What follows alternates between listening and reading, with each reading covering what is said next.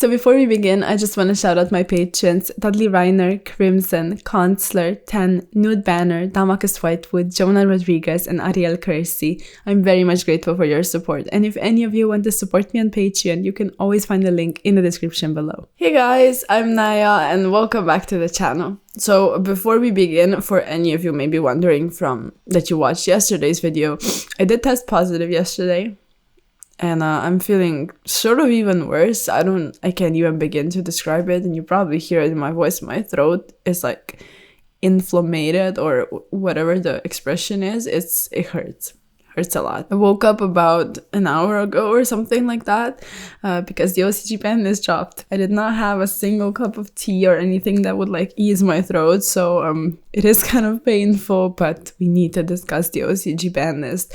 I have already spoiled it to myself, so I have looked over it, and it's very interesting. It's also very big, and I'm honestly wondering what kind of stuff we might see here in the TCG that they implemented over there, because to sort of give it off immediately, in my opinion, we will not see Sprite and Tearlament hits just yet. I think it's a bit too soon, and for the most part, as you will be able to see, the OCG Banlist is focused on Sprite and Tearlament hits, but I still do think that some things might be applicable for our format as well. And when we get to it, I'll tell you. But for now, let's just go over the list. So starting off with the Forbidden, since we have the graphic over here, we're just going to go through everything slowly. So starting off with the Forbidden, we have Union Carrier, and we also have Wandering Griffin Rider. So in my opinion, Wandering Griffin Rider is the best hit for the entire adventure package, because the negate is what really pushes it over the edge. And I think this is a very smart hit. I think overall, the engine is not bad with the token and the Enchantress being able to special summon itself. You're able to get to it through cards like Foolish Burial, and just overall, like, the engine feels okay if Wandering Griffin Rider doesn't exist. We'll see what happens over here. I think the adventure stuff is definitely not as dominant as it used to be, or as oppressive, or as dangerous. So over here, I think we are more likely to see something like a semi-limit to Water Enchantress, or Right, or both of them. But I do like the hit, honestly. Now, if it becomes a huge issue over here, I would be a big advocate of banning Wandering Griffin Rider, but we'll see. For the next one, Union Carriers. So obviously we have it banned. We have gone through the entire Union Carrier thing, the Dragon Buster Destruction Sword lock, all of that. We have seen that, we have done that, and they decided to ban it as well. Sprite was using the Buster lock, which is just horrible. And I'm a huge fan when cards that don't promote healthy or interactive gameplay get hit. And Dragon Buster Destruction Sword was just horrible. But I do love the fact that they didn't ban that card, but they banned Union Carrier, which was like the root of all evil and like the actual issue. Overall, Union Carrier's effect, as we were able to see in the Adamantia deck, for example, like, it was just able to boost strategies to lengths to which it shouldn't. In my opinion, it was way too good and it needed to go, and I'm glad that they adjusted. So moving on to the limited section, we have Ishizu cards, and it's interesting that they decided to hit those specific ones, because all of them, they do similar things, but not the exactly same thing. So Agido basically will special summon another level 4 fairy from the graveyard, so it's a very easy XYZ4. The entire Ishizu stuff is insane. But yeah, that's what they decided to limit. Now, you have 4 monsters, right? And most of them were played at 3. I have seen some builds where people played the Agido, which is limited over here right now, at 1 or 2. But people played it at 3 usually, every single monster. So you had the 12 slots in the main deck dedicated to Ishizu cards. On top of that, you also had the trap cards, so the Gravekeeper's Trap and all of that, Exchange of the Spirit, to sort of work in tandem.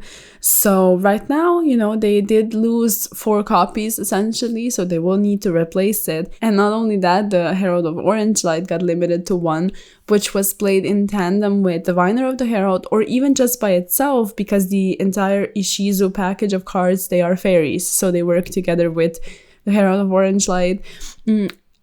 It's interesting to me. When I first saw this, I was like, you know what, I'm I'm not against it, you know, because you're not necessarily taking away consistency of the deck by hitting Herald. You're just taking away that extra negate, that extra thing that makes it even more busted.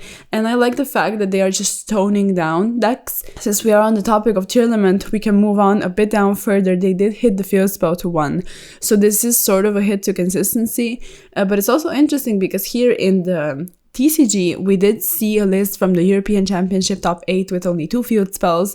And if I'm not mistaken, I think it was at the Oceanics Championship, someone didn't even play the field spells, which is wild to me. Over there, they did play it at 3 from what I've seen in the builds. But yeah, you know, it's cool. It's just a slight hit to consistency. They're not taking away names yet. We need to get to the semi-limited portion though. But yeah, I honestly like the hits. I think they are very well thought out. And we can move on to the Sprite stuff because they did decide to hit Sprite as well. So Swap went to 1 and Toad is banned over there. So there's no totally awesome stuff, but even just looking at Swap Frog, it's insane. Being able to get Rolling Toad into the graveyard and then you revive it with Elf, you send another name and you revive Roan and you immediately get 2 level 2s for basically no, like you didn't do anything. Like it was no hard work. Only one Swap Frog provides that, well, together with Elf, but you know what I mean. So you obviously played 3 copies from what I've seen. And it was insane. And they also decided to hit Jet to 1, which is interesting because nothing else is hit when it comes to the names, but they decided to hit Jet, which is the one that searches spell or trap. So I'm not sure. Let me know if there's anything that I'm missing that would be very obvious why Jet needed to be hit. But yeah, they also decided to hit Sprite Starter. So again, a hit to consistency. I think this is the best way to address decks. And Sprite Starter at 1, I think this is kind of huge.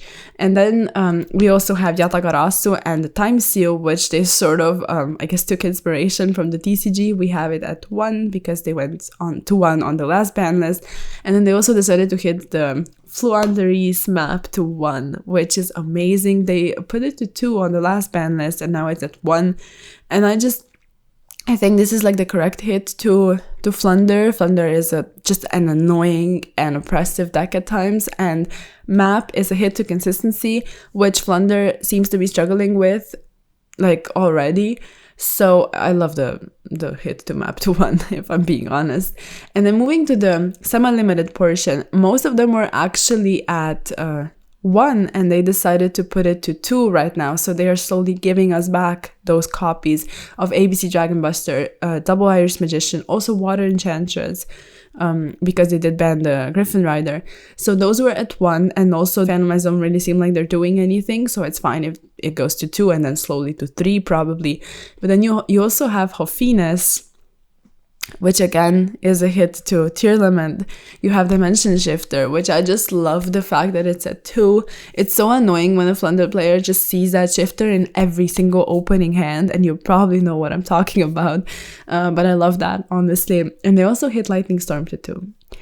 So this one is interesting to me, but from what we've seen in the past, I think OCG is quite good at just hitting, how to put this, like actual cool going second cards or like staples or like hand traps to 2 or even to 1. You know, if you remember, they hit Gamma to 2, they hit it to 1 later. So like they realize how those going second cards are just incredibly powerful.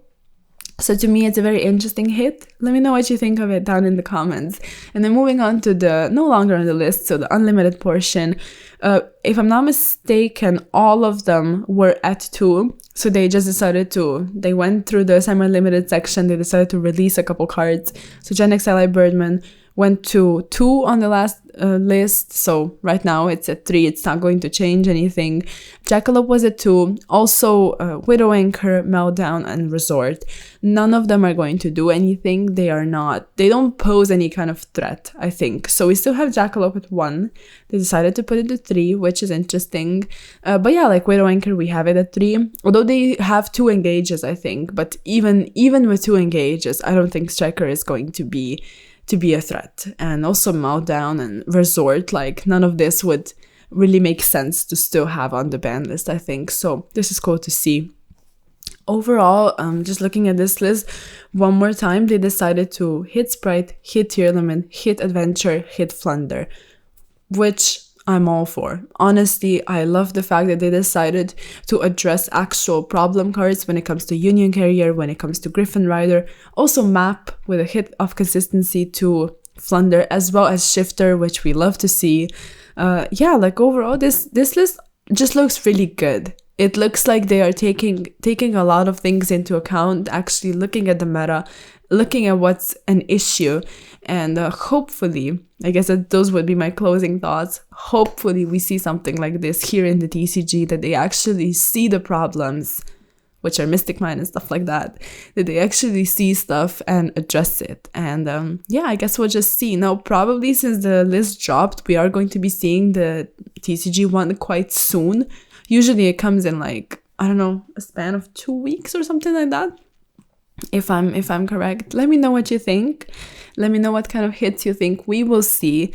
Also, looking at this list, maybe what kind of takeaways we can have. Hopefully Flunder gets addressed in the same way. I would love to see this. And yeah, overall, let me know if you liked the video. Of course, like it and sub to the channel. Check out all of the social media, and I'll see you in the next one. Peace.